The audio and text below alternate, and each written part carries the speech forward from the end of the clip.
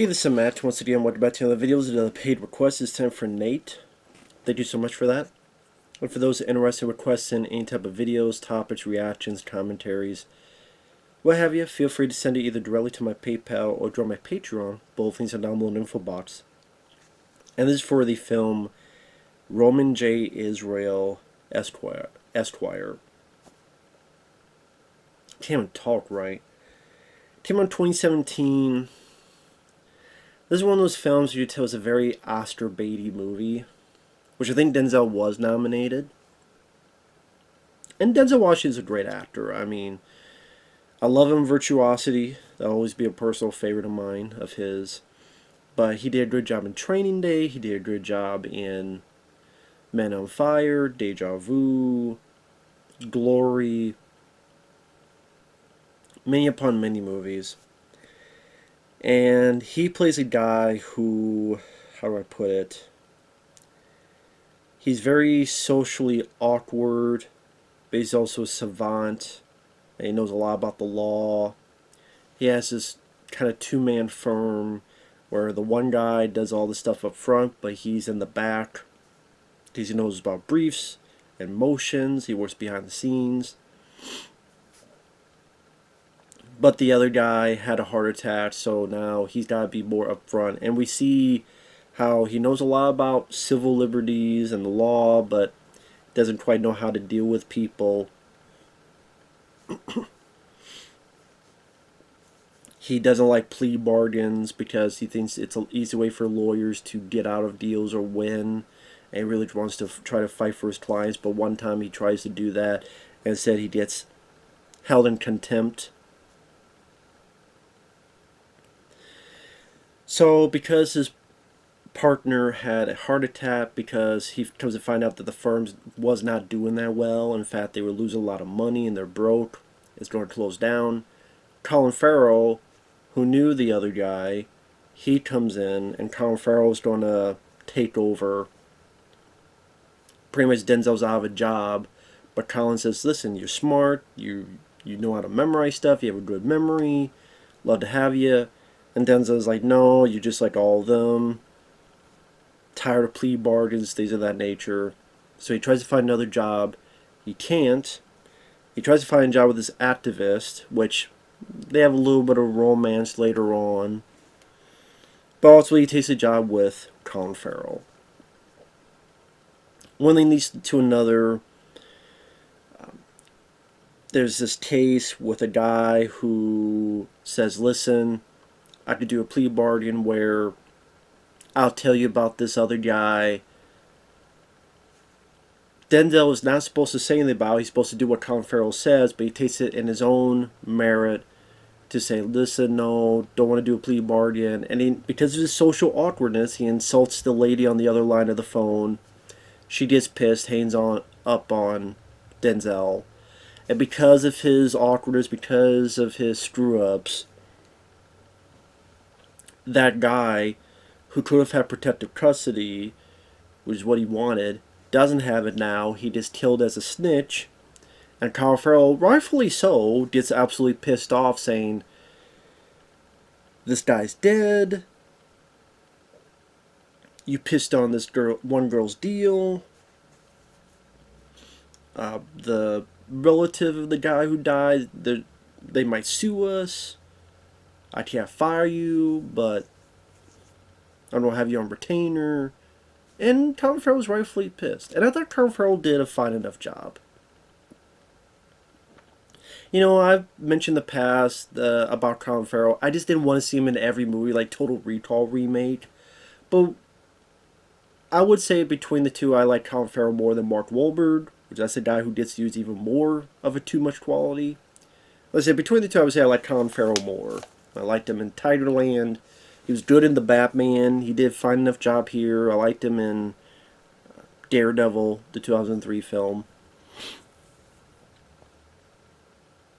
Anyway,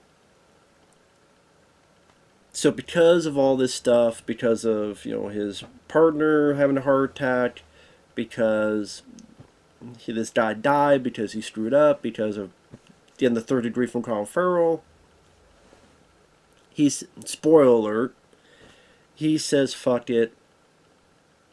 This guy told me information. You're not supposed to tell anybody else, but he uses it to his own advantage to get reward money. Here's some info. They catch the guy. They give him like $100,000. Decides to live the good life for what feels like just 5 minutes. But then Carl Farrell says, hey, I apologize. The relative dropped the suit. I guess she realized that you were trying to help. I think it was a bit too harsh. I'm like, no, I think Colin Farrell was understandably upset, and I fully get what Colin Farrell, his point of view was.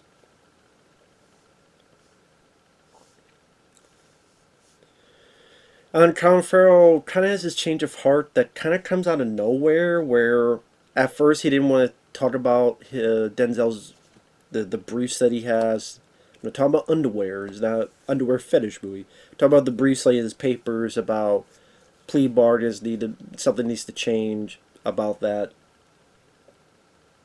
Is that, you know what, I remember this phrase, I believe because of my beliefs, and let's look into what your ideas are. But we don't really see why Colin Farrell has such a change of heart. It's like, I don't know if that stuff was cut out. Because apparently I read up that stuff was cut out to tighten the pacing, but Colin Farrell just has this almost 180 change of heart just off screen, just because.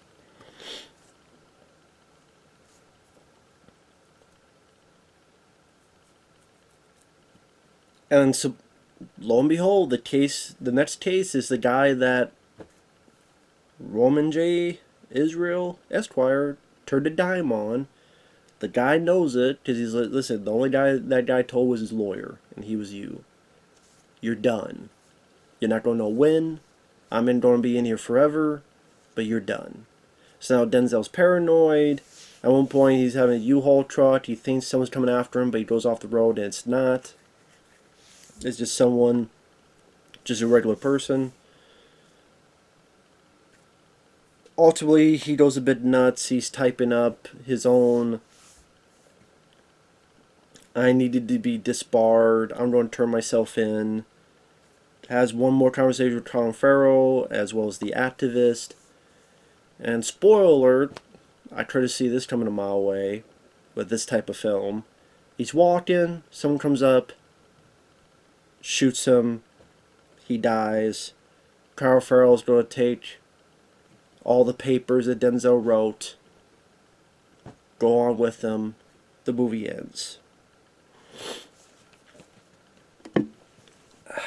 I agree with the critics where they call this heavy-handed. Like, Denzel wasn't bad, but it's just, okay, here's a lot of words that he's saying, a pontificator, but I can't really say I gave a crap about his character. It's like, I understand his reasoning, but at the same time, because of social awkwardness, other stuff, like, that's why I say I understood why Colin Farrell reacted the way he did, and sometimes I'm thinking, damn, Roman, don't you have some common sense every once in a while? And the plot, I don't know, it didn't really delve much into, like, Colin Farrell's character, like, why is he making all these changes? They seem pretty gargantuan, but they're all done off-screen. You didn't see a lot of Roman enjoying the lifestyle, maybe him changing and him, maybe have that go a little bit further.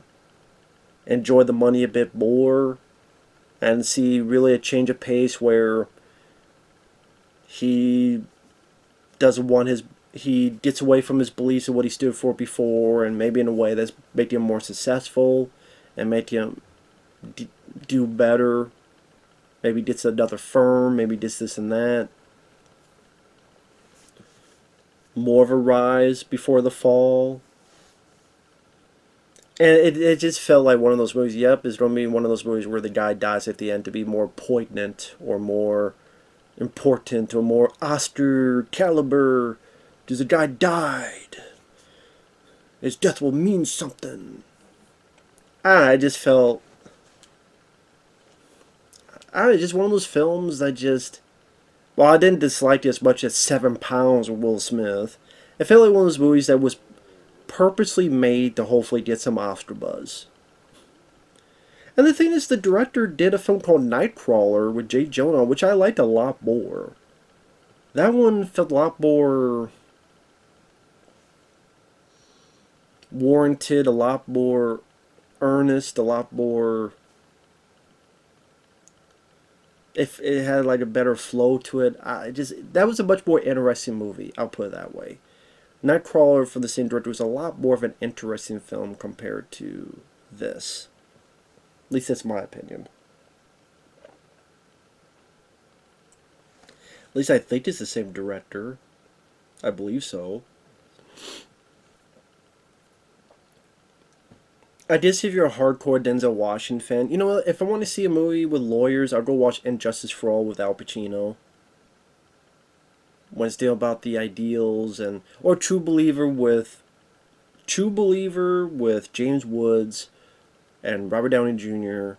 or Injustice for All with Al Pacino. I think did this kind of stuff much better. And if you love it, that's cool. That just wasn't my cup of tea. Yeah, I found it kind of boring. I didn't feel much chemistry between him and the activist lady.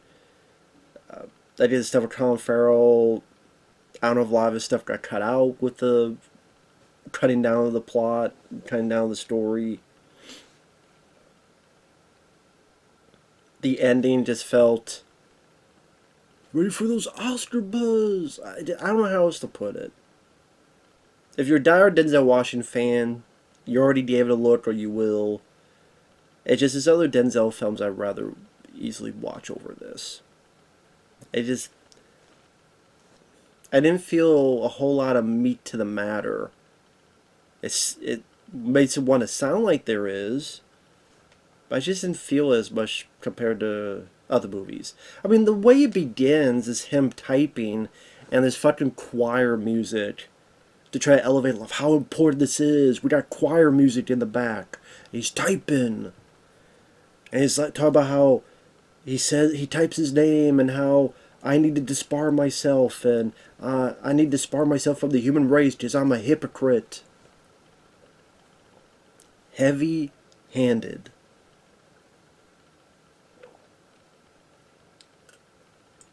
And I don't know, just